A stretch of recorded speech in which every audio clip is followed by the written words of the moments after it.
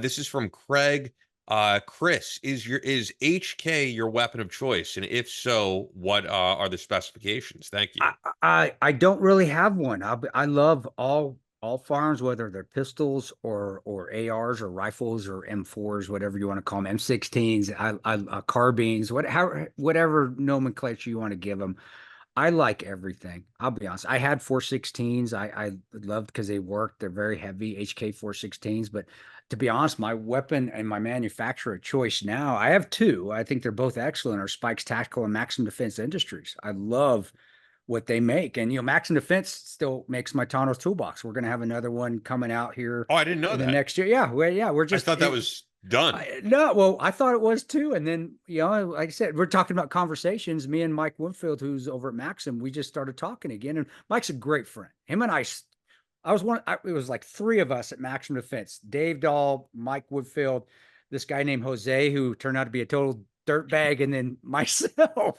Not Dutch. He was later. No, Dutch was later. This was I mean, this was before I even met you. It was like, it Oh was wow. the first, that picture. Remember that picture you got of the questions? Yeah, That was the yeah. first picture I ever took for Maximum Defense. That was like Well, that's why 2015. that's why they were wondering the question from the picture. That picture, and that was Maximum Defense, and that was when they were just making those butt stocks. Now they've taken a big hit because they made the personal defense, the ATF, the pistol braces, which is still that's such a joke, man.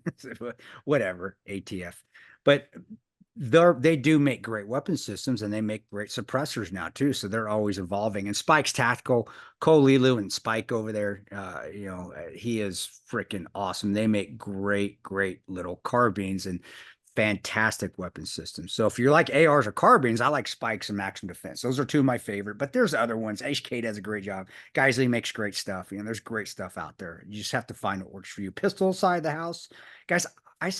I've got the $3,000 pistols.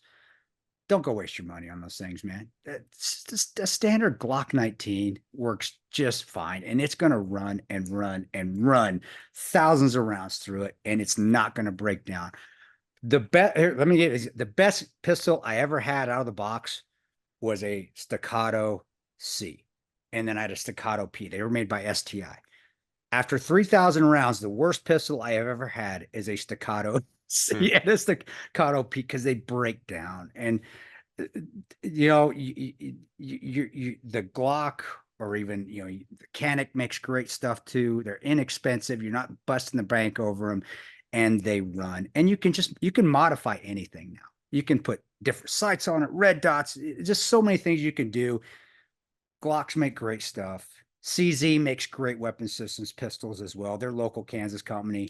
And then, you've got Canic, that is a smaller, they're getting bigger actually, but Canic makes great stuff as well. Guys, you don't need to get that high unless you're a competition shooter. You're going out there and you need that, and you're not running them every day. You're not putting that. But if you're going to put thousands and thousands of rounds through them and you don't have an armor available, get you standard, get you a Canic, get you a Glock, get you a CZ, you know, 500 bucks their work. But that's it, right? That's it for me right there on those. That's what I got. Yeah.